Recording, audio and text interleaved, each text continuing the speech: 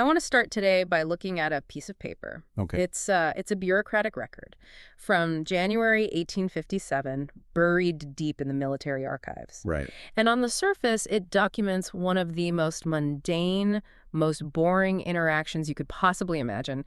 It's a request for supplies. And not even interesting supplies. No, not at all.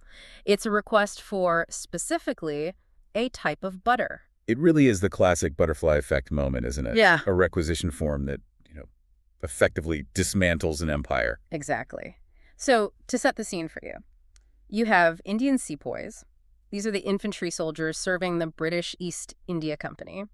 They approach their British officers with a very specific and I think a very practical concern. Yeah, reasonable one. Yeah. They say, "Sir, we're hearing these terrible rumors about the grease used on the new rifle cartridges. And to keep the peace and, to settle everyone's nerves, can we simply use our own mixture? Right. They say, "Can we just use ghee, which is clarified butter and beeswax, to lubricate them instead?" It's a solution that just makes perfect sense. It's logistically simple, it's incredibly cheap, Totally. and, most importantly, it completely sidesteps the religious panic that was, just starting to bubble up in the ranks. It was an easy win, a layup. And the British response, it wasn't just a no. No, it was more than that. It was a scoff. They denied the request with this staggering arrogance, essentially saying, "We know what's best for your equipment, and your superstitions are not our problem." That denial is the cliff edge. If they just said yes to the ghee, history might have looked very, very different. Right. But that refusal is symbolic of the entire mindset of the East India Company by 1857. Right. They had stopped listening. They were just broadcasting. And that is what we are unpacking today. We are doing a deep dive into the Revolt of 1857. Yes. Now, if you opened a textbook 20, maybe even 10 years ago, you might have seen this, called the Deanpoy Mutiny. Right. As if it were just a few disgruntled employees. Right. A labor dispute. Exactly. But looking at the stack of sources we have today, that label just feels woefully inadequate. This was an explosion. It was a convergence. Yeah. That is the key word for this session. It wasn't just about a gun or a cartridge. No. It was about economic devastation, political humiliation, and this deep existential dread about religion and culture. It was a moment where peasants, queens, and soldiers groups that, usually had very little in common Found themselves staring at the same enemy. Yes. So our mission today is to move beyond the dates and the battles. We really want to understand the why. The root causes. Why did the entire countryside of a place like Awadh just erupt? Why did an 80-year-old landowner ride into battle? And this is a fascinating part of it all. And perhaps most surprisingly, and this is a part of the research that really shocked me, how did this Indian revolt lead directly to a white mutiny by European soldiers just a few years later? That is such a fascinating footnote that often gets ignored. Yeah. But to get there, we have to start with the pressure cooker. We have to look at the India of the 1850s, before that first shot was ever fired. Okay, so let's look at the powder keg, as our outline calls it. Section 1 is all about building the pressure. And the first thing that just jumps out from the sources is the economy. It seems like everyone was broke. Broke is an understatement. I mean, there was a systemic dismantling of the traditional Indian economy. Systemic? Oh. It started with the peasantry. You have to understand, under the Mughals, or the local Rajas, land revenue taxes was a flexible thing. Okay. If the monsoon failed and the crops died, the king usually said, "Okay, pay me less this year." It was a shared risk, It was based on the actual harvest. Exactly. Yeah. And the British changed that. Completely. Yeah. The British introduced these new systems, things like the permanent settlement or the right-worry system. We don't need to get bogged down in the tax code, but what was the core idea? The core philosophy was rigidity. The tax was fixed, and it was fixed in cash. It didn't matter if your fields were dust or if there was a famine. The East India Company wanted its pound of flesh. So if you're a farmer and the harvest fails, but you still owe the tax, what do? You enter the debt trap. You go to the local moneylender. Right. You borrow money at these extortionate rates just to pay the government. The next year, you owe the tax plus the interest. And that compounds. Eventually, you default. And here is where the British law came in. They would evict you. Oh. For the first time, land became a commodity that could be seized and sold to pay off a debt. Families who had lived on the same plot for 500 years were suddenly homeless. That is a recipe for rural rage. It explains the anger in the countryside. But the cities weren't doing much better. The sources mention the artisans and the collapse of handicrafts. Right, and this is the story of deindustrialization. India used to be, it was the workshop of the world for textiles. Right, muslin from Dhaka. Calico from Calicut. These were luxury goods, known globally. But then the Industrial Revolution happens in Britain. Manchester starts pumping out cheap, machine-made cloth. And the British wanted to sell that cloth in India. Exactly. But they didn't just compete fairly. They rigged the game. Absolutely. They imposed massive tariff taxes on Indian goods, trying to enter Britain, effectively locking them out. But at the same time, they flooded India with British goods, completely duty-free. The Indian weaver, working by hand, couldn't compete with steam-powered machines that were backed by these protectionist laws. So the weaver loses his job, but he also lost his best customers, right? Because the aristocracy, the old courts, they were crumbling. That's the other side of the coin. The artisans relied on patronage. They made the fancy swords, the jewelry, the fine silks for the courts of the Maharajas and Nawabs. And as the British slowly strangled those native states... The demand for luxury goods just evaporated. There was no one left to buy them. And speaking of strangling the native states, let's talk about the political humiliation, the zamindars, and the rulers. The sources highlight something called the doctrine of lapse. It sounds like boring legal jargon, doesn't it? It does, but it was essentially a weapon. A weapon of annexation. Pure and simple. Lord Dalhousie, the Governor-General, really pushed this. So what was the rule?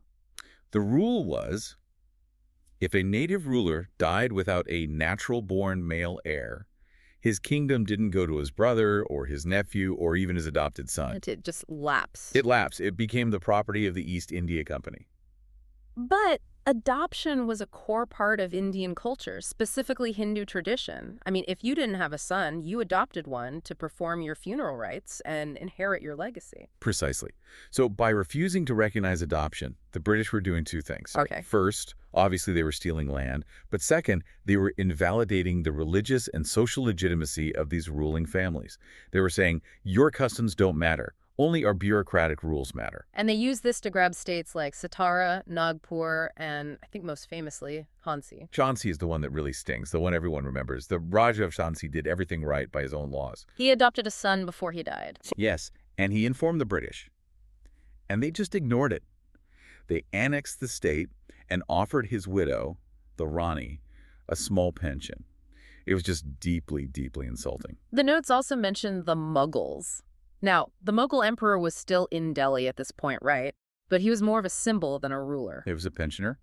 Bahadur Shah Zafar was an old man, a poet, living in the Red Fort on a British salary.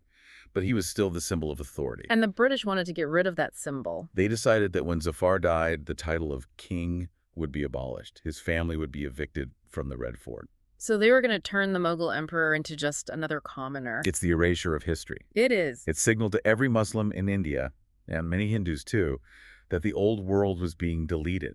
The British weren't just ruling, they were replacing the civilization itself. This brings us to the administrative and social friction. The sources talk about alien rule. This is the glass ceiling. Under the Mughals, a Hindu Rajput could be a general. Under the Marathas, a Muslim could be an artillery commander. But under the British, no Indian, no matter how high-born or educated, could rise to a high post. So you could never be a district magistrate? Never. You could never be a colonel. You were permanently subservient to a white man, often one who was younger and, frankly, less experienced than you. And then you add the most volatile ingredient of all into this mix, religion, the religious anxiety. This is crucial. You have to look at the reforms they were making, but through the eyes of the people at the time. Okay, so for example? The British banned sati, the practice of widow burning. They legalized widow remarriage. To us today, these are clearly good things. Right, they're basic human rights. But to a conservative society in the 1850s, especially when coupled with the aggressive presence of Christian missionaries, it looked like a systematic attack on their faith. The missionaries were a big part of this anxiety. They were preaching in the bazaars, in the schools, even in the jails. And the government passed laws protecting converts to Christianity, allowing them to inherit ancestral property, which was completely against traditional Hindu law. So the fear was they're going to turn us all into Christians. And the rumor mill fed that fear. It went into overdrive.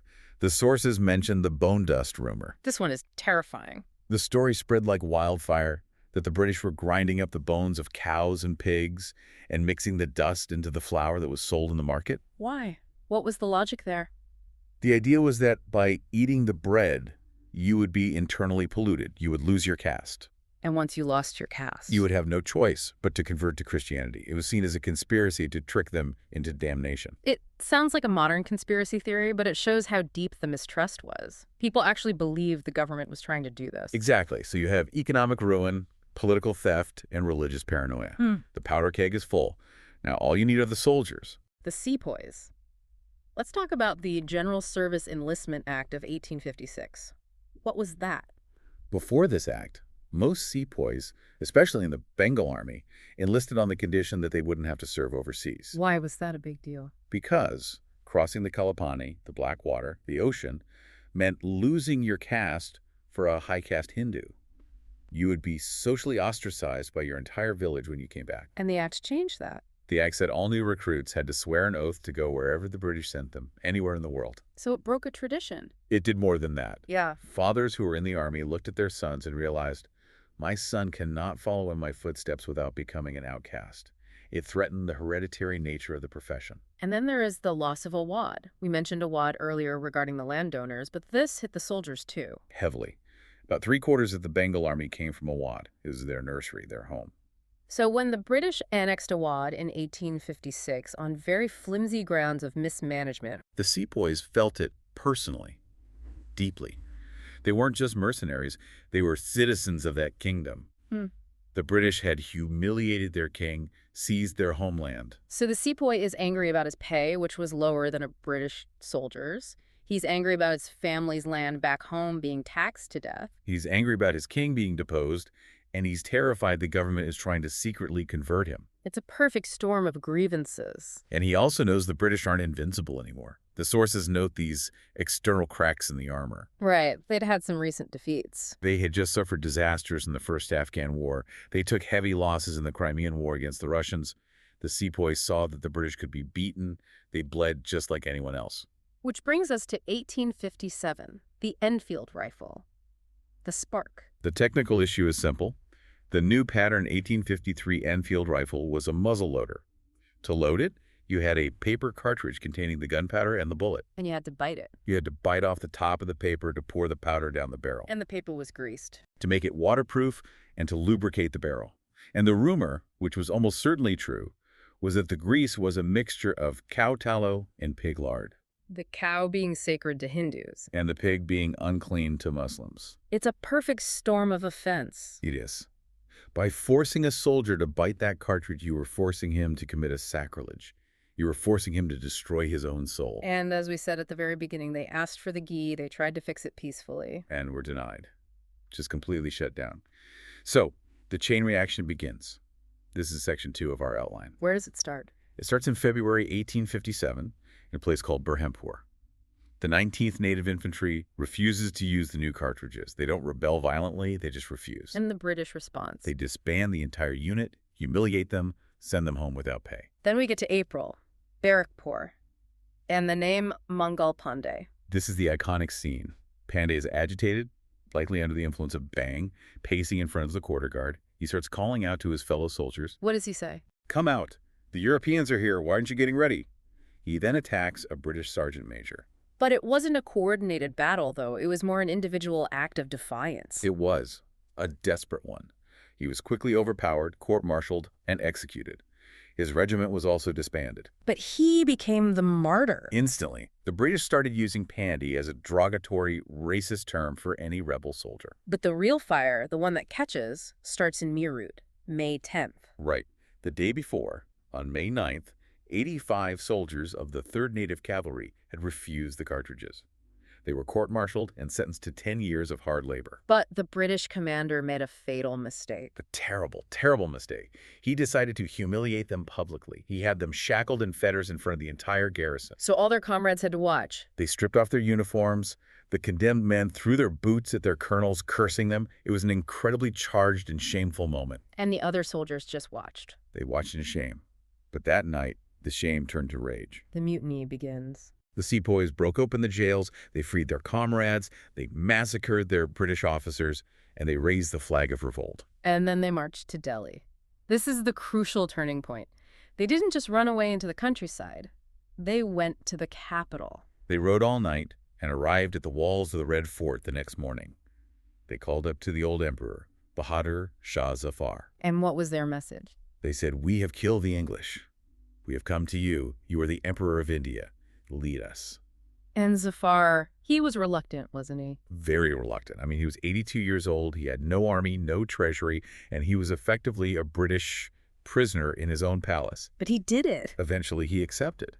And that single moment changed everything. It transformed a mutiny of soldiers into a legitimate war of restoration. How so? By fighting under the Mughal flag, the rebels claimed political legitimacy. This wasn't just chaos anymore. It was a war to restore the rightful ruler of India. So the spark has become a fire. Section 3 covers how that fire spread. We have Delhi as the center, with a man named General Bakht Khan taking charge of the military administration there. But let's look at the other major centers. Lucknow. Lucknow is fascinating because of Begum Hazrat Mahal. She was one of the wives of the deposed king of Awadh. The kingdom that had just been annexed. Exactly. When the revolt broke out, she didn't flee. She took charge. She crowned her young son, Burgess Qadir, as the new ruler, and she ruled as regent. So she was essentially a queen leading an army? A very active one, and a very vocal one. She issued these proclamations mocking the British. She pointed out their hypocrisy, how they claimed to be bringing justice, but were actually just stealing kingdoms. She rallied the peasantry of Awadh to fight for their land and their king. Then there is Kanpur, and the name that always comes up is Nana Saheb. Nana Saheb was the adopted son of the last Peshwa, the head of the Maratha Confederacy. He was living near Kanpur. And he had a grievance. A big one. Because of the doctrine of lapse, the British had refused to recognize his adoption and cut off the massive tension his father had been promised. He felt cheated and dishonored. So when the revolt started, he assumed leadership in Kanpur. Yes, and this is where things get very dark. We have to talk about the massacre at Kanpur. Right. The British garrison, which included women and children, surrendered under a promise of safe passage down the river. But that promise was broken. As they were boarding the boats at a place called the Satachora Ghat, fire broke out. It's still debated who fired first, but the result was a massacre. Most of the men were killed. And the surviving women and children. They were taken prisoner, and later, in a second massacre, they were all killed. It was a horrific chapter. And the British used this, right? It became their propaganda tool. It became their justification for unlimited vengeance. Remember the ladies. Remember Kanpur. Became the battle cry for the British troops. It effectively dehumanized the rebels in British eyes and gave them license for any atrocity. And then we have Jhansi and the Rani. Rani Lakshmibai, the warrior queen. Her story is the stuff of legend. She had the same issue as Nana Saheb, right? The adoption. Yes, the British had annexed her state. But what's interesting is that when the revolt broke out, she tried to stay neutral at first. The British, through their own mistrust and actions, basically pushed her into rebellion. And once she was in, she was all in. Absolutely. She fortified the city of Jhansi. She led the defense against a massive British siege. And when the walls finally fell? She escaped. The story, the folklore, is that she did it on horseback with her adopted son tied to her back. Incredible. And she died on the battlefield. Yes, in Gwalior.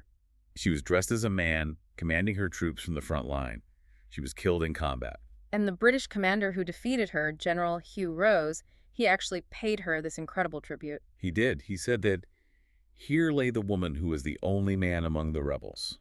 Meaning she was the bravest and most capable military leader they faced. Exactly. Even in defeat, her enemy acknowledged her greatness. She became an icon of resistance almost immediately. There are other leaders too, of course. The outline highlights Kunwar Singh in Bihar. The Lion of Bihar. He was a zamindar, a powerful landlord, and he was 80 years old. 80? That's unbelievable. 80 years old and suffering from failing health.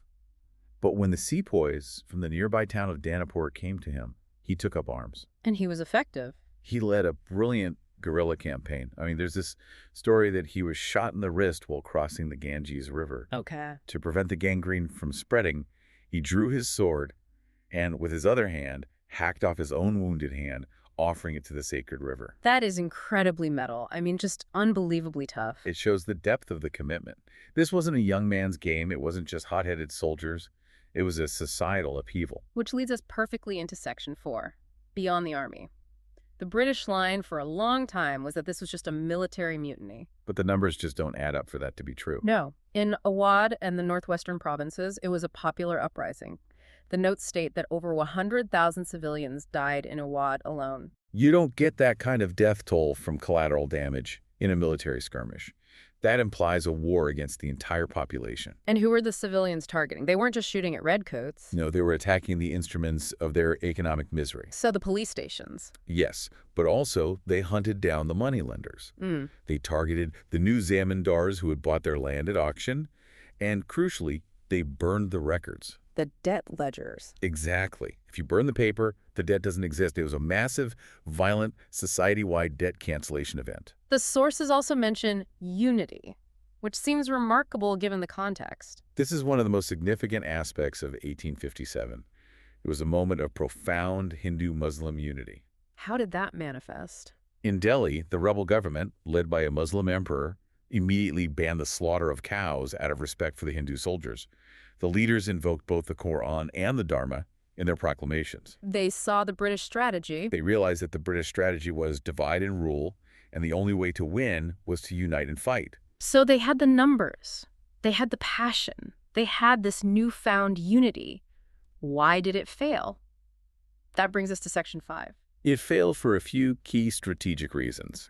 First, you have to look at geography.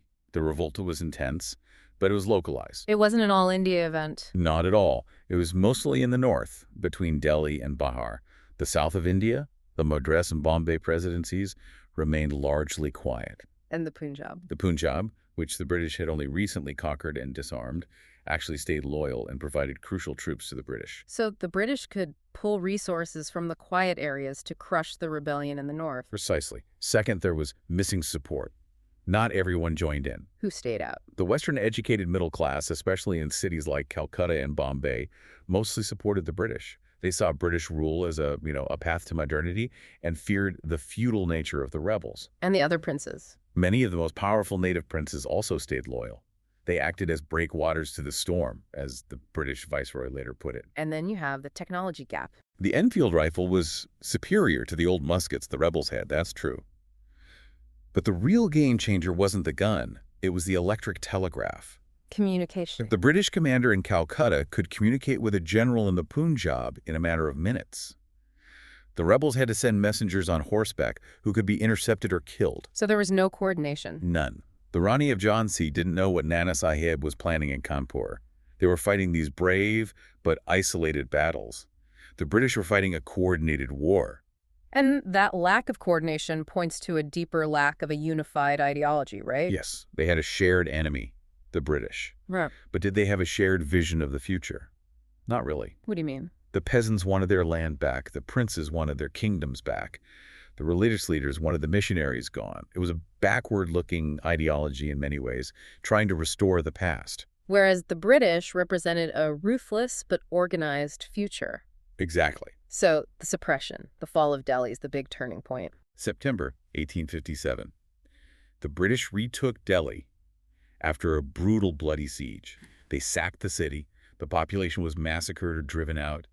Bahadur Shah Zafar was captured. And his sons, his heirs. This is the final brutal end of the Mughal line. A British officer, Captain Hodson, arrested the princes.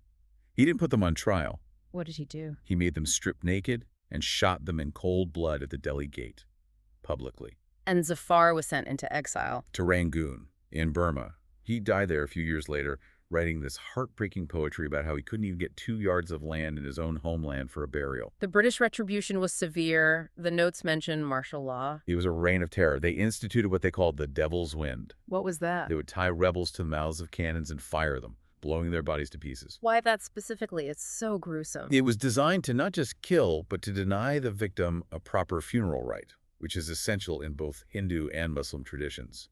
It was psychological warfare of the most brutal kind. So the revolt is crushed. But the British know they can't go back to business as usual. This leads to Section 6, the aftermath. 1858 is the watershed year. The Government of India Act is passed in London. The East India Company, the corporation that had ruled India for a century, is dissolved. It is effectively fired. And the crown takes over. Queen Victoria becomes the Empress of India. The Governor-General gets a promotion. He's now the Viceroy, representing the Queen directly. The British Parliament takes direct responsibility for India. And they issued the Queen's proclamation. It sounded almost like an apology, or at least a peace offering. It was pure damage control. The proclamation declared an end to annexation. The doctrine of lapse was dead. So no more stealing kingdoms. The British realized that stealing kingdoms caused way too much trouble. They decided it was better to make the native princes their allies instead. If you stay loyal to us, we will protect your throne. Exactly. And it worked. The princely states became the strongest pillars of British rule for the next 90 years. But they did not trust the army. Never again. The military reorganization was drastic and, frankly, cynical. How so? They implemented a policy of divide and rule within the regiments themselves. They mixed castes and communities so that no single unit could unite against them. And they developed the martial races theory. What was that? It was this pseudo-scientific racist idea that some groups like the Punjabis, Gurkhas, and Pathans, who had helped the British crush the revolt, were naturally warlike and loyal. And the people who had rebelled. The people of Awadh and Bengal were deemed non-martial. It was basically a way to justify recruiting only from areas that had stayed loyal to create an army that would never turn on them again. And they kept the big guns for themselves. Absolutely. The artillery was kept strictly in British hands. They weren't going to give Indian troops the capacity to blow down British fortresses ever again. Now, here's the part that I promised at the beginning. The big twist. Section 7. The White Mutiny. This is the story that gets left out of the movies. It's an incredible epilogue. The year is 1859. The Indian rebellion is mostly crushed. And suddenly, the European soldiers, the white troops who had been employed by the East India Company, start to mutiny. Wait, why? They won the war. They won the war, but they lost their employer. When the company was dissolved, these soldiers were automatically transferred to the British Army, to the Queen's service. Okay. But the company used to pay them extra allowances, a bonus called bata. The Queen's Army didn't pay as well. So they revolted over a pay cut? Essentially, yes. They argued their contracts were with the company, not the crown. They refused to transfer. There were protests. There was widespread insubordination. It was a huge embarrassment for the British government. Contrast that for a second. The Indian sepoys revolted because their entire religion, culture, and identity were under existential threat. And the white soldiers revolted because they wanted their bonus. It's a stark contrast. It is. But it had a massive impact on British policy. It showed the British that everything in India was fragile. It contributed to this new, deeply conservative attitude. What do you mean? The British decided, we need to stop meddling. We need to stop trying to reform Indian society. We need to stop trying to be the moral police. Let's just keep the peace, collect the taxes, and go home. So the era of liberal reform, the era of trying to change India ended. And the era of the Raj, of just holding on to power, began. It created that distant, aloof, bureaucratic style that characterized the late Victorian era in India. So we've covered the event from start to finish, but how do we remember it? Section 8, historiography, the war of words. Right. The name you use for this event tells me whose side you are on. The British historians for a long time, like John Seeley, called it the Sepoy Mutiny. Which is really dismissive. Very. It implies it was just a few ungrateful soldiers. It totally denies the popular support and the widespread grievances. Then you have the Indian nationalist view, which was really championed by V.D. Savarkar in the early 20th century. He called it the First War of Indian Independence. Which gives it a noble purpose. It connects 1857 directly to the later freedom struggle of Gandhi and Nehru. It says, we fought then and we are fighting now for the same cause. And the outline mentions Benjamin Disraeli. Now, he was a British politician, but he had a different take. Disraeli was sharp.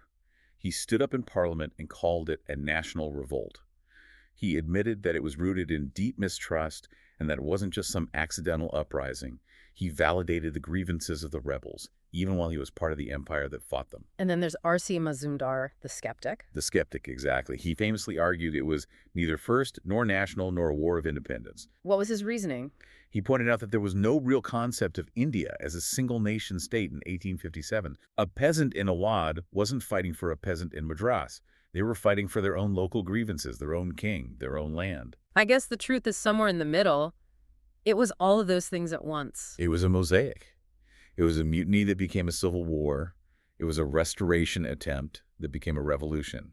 It was the violent end of one era and the violent birth of another. So to wrap this all up, we started with a simple, desperate request for ghee. And we ended with the transformation of the global order and the end of one of the most powerful corporations in history. We saw how the East India Company, through decades of arrogance and greed, managed to alienate every single layer of Indian society, from the king in the palace to the peasant in the field. We saw the spark of the cartridges, the fire of the revolt, and the brutal, brutal ashes of the suppression. And we saw that even the mightiest empire is fragile if it loses the consent of the people it rules. That's the ultimate lesson. And I want to leave you, the listener, with this final thought. We talked about the White Mutiny, the British soldiers revolting against the crown because of a contract dispute, because of their bonus. Now, think about the sepoys again.